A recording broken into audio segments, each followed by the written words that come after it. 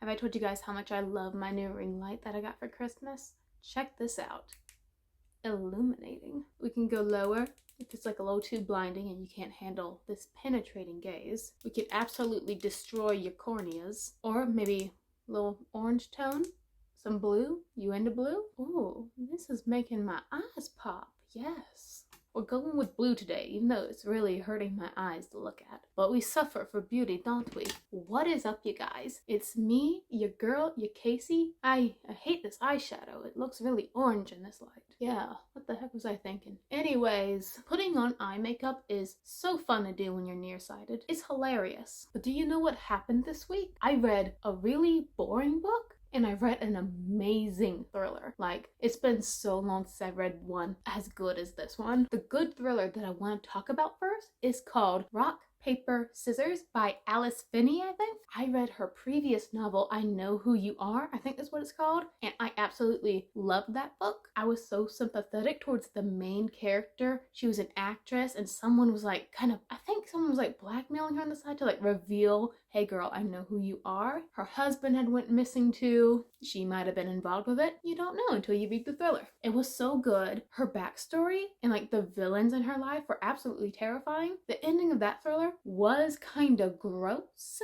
like in a way that kind of had me freaking out, but I guess that makes it a really good thriller then. And like the very last chapter of I Know Who You Are, it left so many questions, but in a good way, in a kind of like a freak you out way. Anyways, I think I'm kind of vibing with Alice Feeney. First favorite thriller author, Riley Sager. Second, Alice Feeney. She writes good. She's never really over the top with her descriptions, but you can still feel all the surroundings around you. And the pacing is always spot on. And she can write some sympathetic characters, like from I Know Who You Are, or she can make some characters that you kinda hate, kinda love, like in Rock, Paper, Scissors. Rock, Paper, Scissors is about this couple. We have the wife, Amelia, and we have the husband, Adam. The marriage ain't doing so well. They've been married a couple of years, and it's starting to like falter. The spark is going out. Amelia won a free trip to this like converted chapel as like a, like an Airbnb. And she's like, oh, this is a great chance for me and Adam to just get away, especially to pull him away from his work because he's just a nonstop workaholic. So she's like, come on, Adam, let's go unplug out in the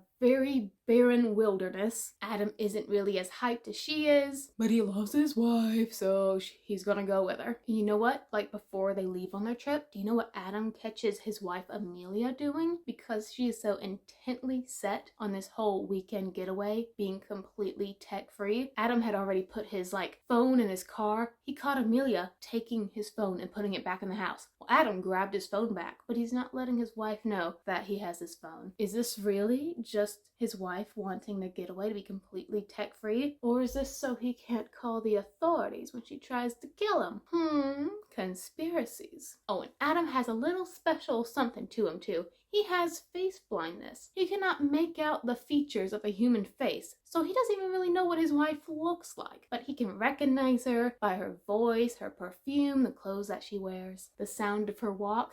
It's very interesting. I never read a book with like face blindness in it before. And the way this like is interwoven into the book, it's very well done. But for the longest time, it's just Amelia and Adam in this kind of ramshackly old church. Adam being super moody about being away from work and also just like, oh, my wife, such a wife. And Amelia being like, oh, why doesn't he love me anymore? So for a while, I was like, where's this thriller going? Like, what's the main gist of it? Is it just going to be like domestic tension between the two, all alone in this snowed out landscape? Is there going to be like some external dangers? It's a mixture of all of that. It's so good. I'm going to film like a whole like more in detail video and also including some spoilers in this single review I want to do for Rock, Paper, Scissors because there is a lot going on. I just want to like gush about all of it. But yeah, it's like all spoilery. But this was a great audiobook to read. I was listening to the majority of it in the car, and that when I got to like the 60-70% mark in the book, when like everything's starting to be pieced together, I'm sure everybody at like the intersections and the stoplights got to see this face reacting to what was going on in my car. They were probably freaked out just watching me go, dang. It got spicy in a good way. Loved the way it ended. I loved all the characters, even though a bunch of them deserved to be punched in the face. No one in this book is overtly good or evil, and sometimes you're kind of forced to sympathize with someone you hate. Overall, for its very good character development, the plot, the pacing, it definitely had the thriller factor and a creepiness to it. It's a total 5 stars for me. But you know what else I read?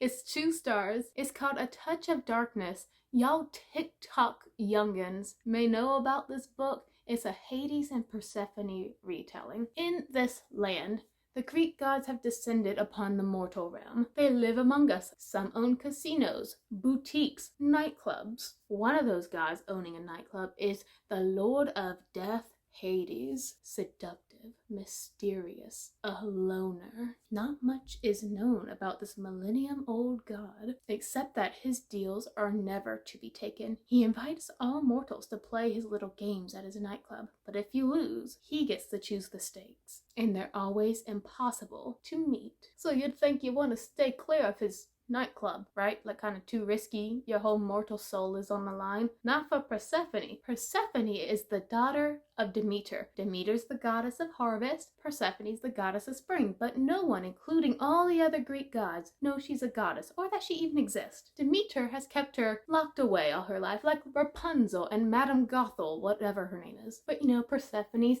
getting into her rebellious stage. She's like, Mama, I want to go to college. Let me out of this greenhouse you got me locked in. And Demeter's like, no. Then Persephone's like, let me out. Then Demeter's like, okay, you can go to college, but you'll have to have dinner with me every week, and you can't let any of the Greek gods know you're alive. You have to live a perfectly mortal life. Persephone waltzes into a nightclub owned by Hades, and he notices her, and he's like, oh my gosh, she's smoking hot. I must woo this woman. And Persephone's like, oh, this mysterious man. Yes, teach me how to play poker. And so Hades and Persephone, except Persephone doesn't know this is Hades yet. They play some poker, and Hades like, hey, let's do a practice round. So they do, and Persephone loses the practice round. But it wasn't a practice round, you dumb slug. Because he's Hades, and he never practices. Any loss is a loss for him, so now Persephone is unwillingly dragged into a contract with him. Persephone's like, how dare you, you fiend? Put up your dukes. And Hades is like, no, in order to win back your mortal soul, you have to create life in the underworld within 6 months. Good luck with that, because we both know you suck at your job, which is true. Persephone may be the goddess of spring, but she can't make anything grow. She's awful. Anything planty that she touches, boom, dead. So that's the basic summary. I honestly can't tell you what else happens throughout this book, except a lot of sex, an uncomfortable amount of sex. Well, we had a good thing going for like the first 150 pages for the book. We were starting off good. We saw Persephone's like rebellious side regarding her mom, her deep commitment towards getting what she wants. She wants to be an investigative journalist. She wants to have friends. She wants to have her own life. Fantastic. But then all that blossoming character development, it's like we put a pin in it, and we totally forgot about the pin, and we forgot to take it out and re-examine her character, because then she and Hades get really, really dirty. Why is this a problem? Why am I complaining about that? Because here's my hot take. Okay. Okay. Sex scenes do nothing for character development or plot, or sex scenes only serve a purpose for the readers and not for the story. Change my mind. My reasons for this. In A Touch of Darkness, we started off getting to learn about Persephone, but of course he's like a really, really cute guy and he's all sensitive and stuff, so she falls in love with him. And Hades, for some reason, is like immediately in love with Persephone too. I know there's like this whole other series, like it got the Twilight treatment, where you have the main series from like Persephone's point of view, but then you have another series detailing the first series events, but just from Hades' point of view, like it did for Edwards and Midnight Sun. But I don't really plan on continuing the series, because I don't think I'd be able to take any more kissing. But just for A Touch of Darkness, Hades doesn't have a personality. All he says is stuff. Sweet nothings. All he just says is, oh, Persephone, you're beautiful. You're perfection. You are my goddess. I will worship you. He has a few snarky one-liners, because of course he does, he's the edgy dude. But really, what do we know about him? We know he just likes to play with dogs, he makes deals, he does some charity. But really, as a character, he's very two-dimensional. Persephone had a little bit more going for her, but because literally, 40% of this book is just lovemaking. Nothing is being developed because for 40% of the book, we put a pin in the plot. So when all that is finally over, we get back to the actual tension in the book, which is the contract with Hades and also Demeter, the helicopter mom. And that's when like Persephone's the beginnings of her character kind of come back to life, but like it hopscotched from the beginning of the book over the middle of the book and landed at the very end of the book. So that's why I don't even know like what kind of happened in this book, because it was just like, oh, I'm Persephone, I'm gonna walk around over here, I'm gonna meet, oh, one of the gods, say hi to them, get to know a little bit about them. I'm gonna walk over here, say hi to my best friend. I'm gonna go to a club. And then for the rest of the book, it's just sexy noises. You know, this is someone else's jam. If I had known the book was primarily about that,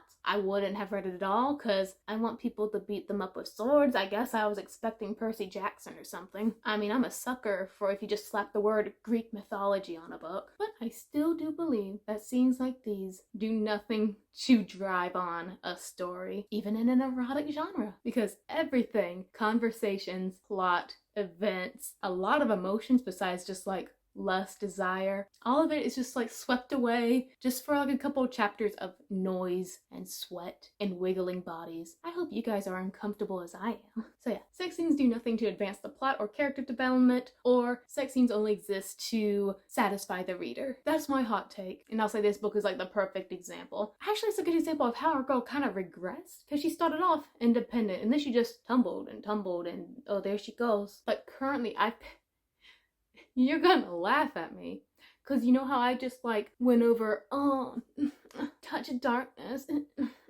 oh, so nasty, so smutty. I'm now reading A Court of Thorns and Roses, the fairy book where they had sex in the sky. Well, not this book. I know it was like a book later down in the series, but why am I reading this? I don't even know. I think it's just FOMO. Everyone talks about it, so I picked it up. This is going to be an excellent transition period. I'm also reading The Girl in the Window, which is another very famous thriller, so maybe we're just gonna have like a repeat next week of what I said in this video. But anyways, thank you so much for watching, and until next time, stay beady, my friends.